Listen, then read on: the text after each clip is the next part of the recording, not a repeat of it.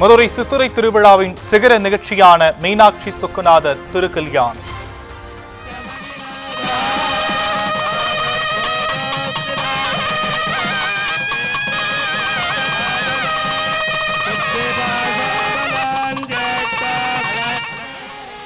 மங்கள நான் பூட்டி ஊர் மெச்சும் வகையில் வெகு விமர்சையாக நடைபெற்றது.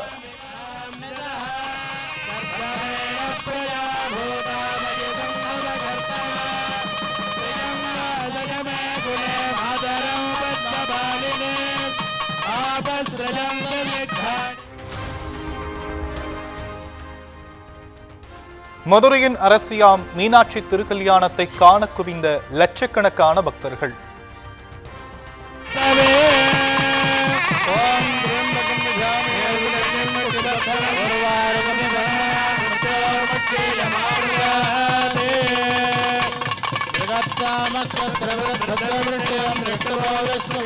மனக்கோலத்தில் மீனாட்சி சொக்கரை கண்டு மனமுருக வழிபாடு.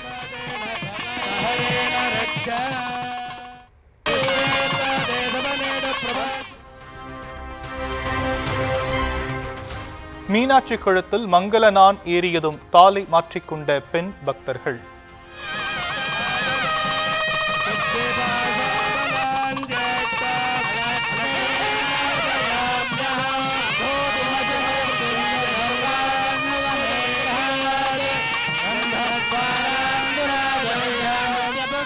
கூடியிருந்த ஏராளமானோர் தங்களது தாலிகளை புதுப்பித்து குடும்பத்தில் மகிழ்ச்சி நிலைக்க வேண்டுதல்.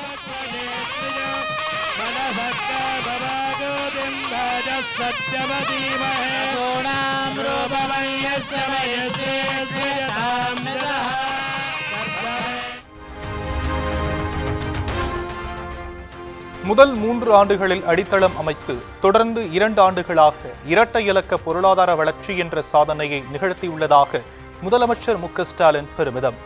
இது தொடக்கம்தான், தமிழ்நாடு மக்களின் துணையோடு இன்னும் பல உயரங்களை அடைவது உறுதி எனவும் திட்டவட்டம்.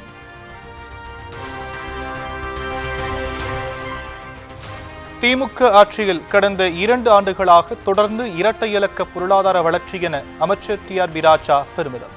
தொடர்ந்து 15-20 ஆண்டுகள் இப்படியான வளர்ச்சி நடந்தால் சீனா, தென்கொரியா போன்ற வளர்ச்சி இங்கேயும் நிச்சயம் சாத்தியம் என பதிவு.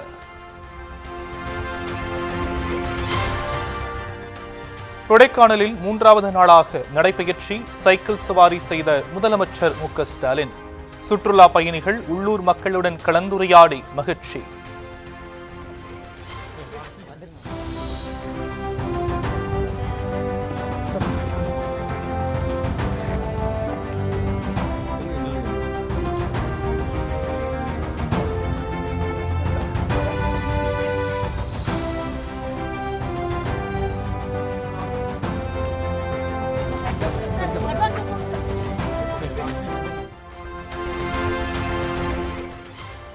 அமைச்சர் கே.என். நேரு மீது வழக்கு பதிவு செய்யும்படி எந்த உத்தரவையும் பிறப்பிக்கவில்லை என சென்னை உயர்நீதிமன்றம் விளக்கம்.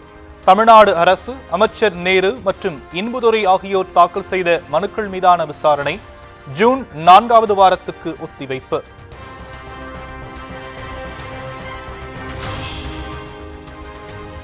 திருச்செந்தூர் முருகன் கோவிலில் த.வே.க. தலைவர் விஜய் பட்டு வேட்டியுடன் வழிபாடு. அதிகாலை 5 மணிக்கு கடலில் கால் நனைத்துவிட்டு கோயிலுக்கு சென்று மனமுருக சுவாமி தரிசனம்.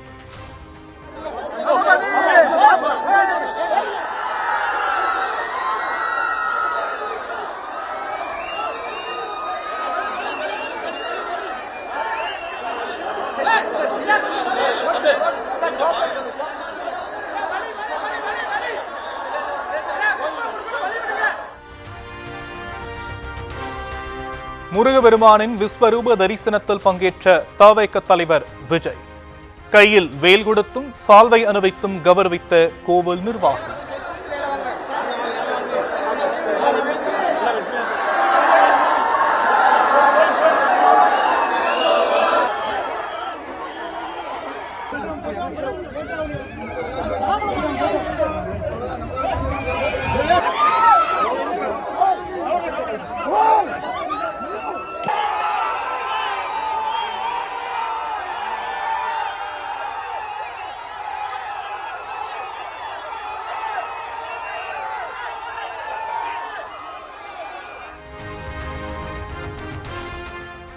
அண்ணா பல்கலைக்கழக ஸ்ட்ராங் ரூமில் ஜனநாயகன் படத்தை டவுன்லோட் செய்து பார்த்ததை இணையதளத்தில் பதிவிட்ட விவகாரம்.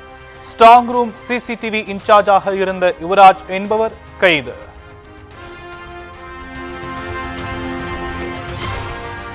இரு தொகுதிகளில் போட்டியிடும் வேட்பாளர்களிடம் ராஜினாமா செய்யக்கூடிய தொகுதியின் தேர்தல் செலவுகளை ஏற்க கூறிய வழக்கு தள்ளுபடி. வேட்பாளர்கள் இரு தொகுதிகளில் போட்டியிட சட்டம் அனுமதியளித்திருப்பதாக சென்னை உயர்நீதிமன்றம் கருத்து. திருவள்ளூர் தேர்வாய்கண்டிகை சிப்காட்டில் எத்தனால் தயாரிக்கும் தொழிற்சாலையில் நச்சுவாயு தாக்கி வடமாநில தொழிலாளி உயிரிழப்பு. தண்ணீர் தொட்டியை சுத்தம் செய்தபோது ஏற்பட்ட விபத்தில் மேலும் 4 மருத்துவமனையில் சிகிச்சை.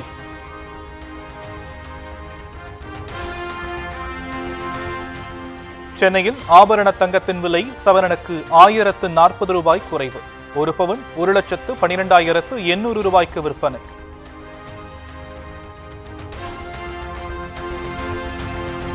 சென்னையில் கிராமுக்கு 130 ரூபாய் விலை சரிந்த ஆபரண தங்கம்.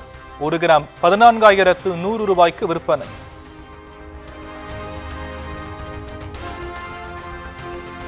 சென்னையில் வெள்ளி விலை கிராமுக்கு 5 ரூபாய் சரிவு. 1 கிராம் 265 ரூபாய்க்கும் 1 கிலோ 2,65,000 ரூபாய்க்கும் விற்பனை.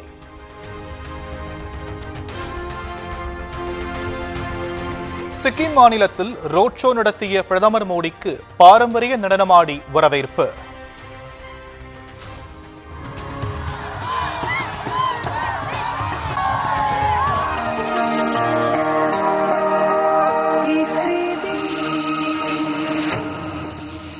ஹெங்டாங்கில் நடைபெறும் சிக்கிம் மாநிலத்தின் பொன்விழா ஆண்டு கொண்டாட்டத்தில் பங்கேற்பு.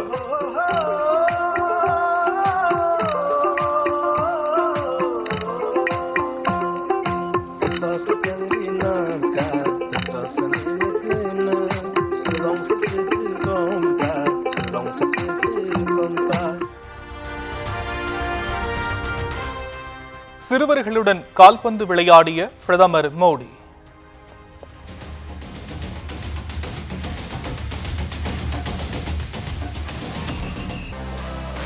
ये हैं आपकी சிக்கிமில் ஆர்வமுடன் விளையாண்டு உற்சாகம்.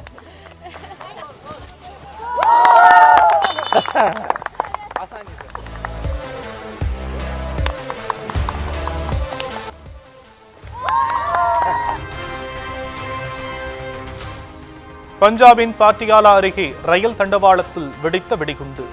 அடையாளம் தெரியாத அளவுக்கு உடல் ஒன்றும் சிதறி கிடந்ததால் அதிர்ச்சி. விசாரணை தீவிரம்.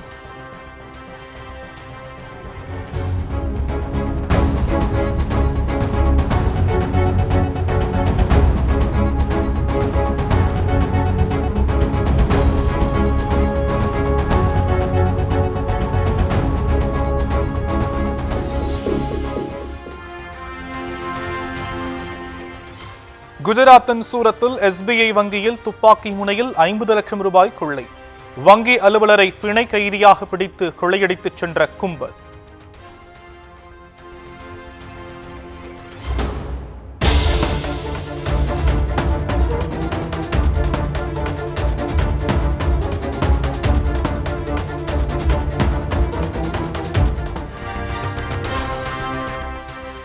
ராஜஸ்தானில் திடீரென சுழன்றடித்த சுழற்காற்றால் பரபரப்பு.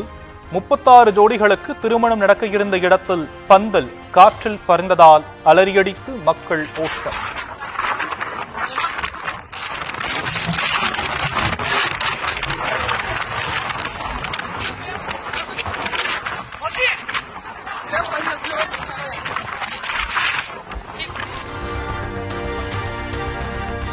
அரசு ஆதரவு பெற்ற எல்லை கடந்த பயங்கரவாதம் குறித்து அலட்சியம் காட்டக்கூடாது. SCO எனப்படும் ஷாங்காய் ஒத்துழைப்பு அமைப்பின் மாநாட்டில் பாதுகாப்புத்துறை அமைச்சர் ராஜ்நாத் சிங் பேச்சு.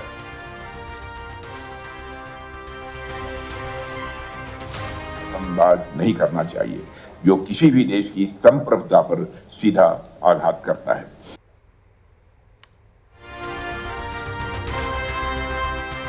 இந்தோனேஷியாவில் 2 ரயில்கள் மோதிக்கொண்ட விபத்தில் பலியானோர் எண்ணிக்கை 14 ஆனது.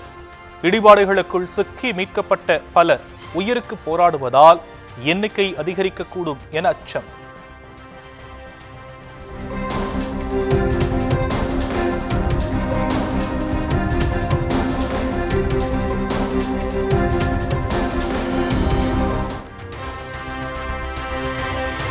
ஐபிஎல் திருவிழாவின் இன்றைய லீக் ஆட்டத்தில் வெல்லப்போவது யார்? சண்டிகரில் நடைபெறும் போட்டியில் பஞ்சாப், ராஜஸ்தான் அணிகள் பல பரீட்சை.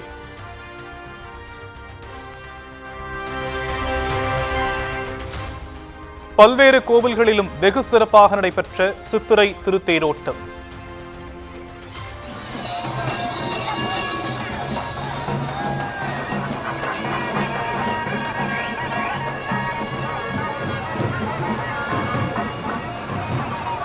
ஏராளமான பக்தர்கள் வடம் பிடித்து இழுத்து வேண்டுதல்.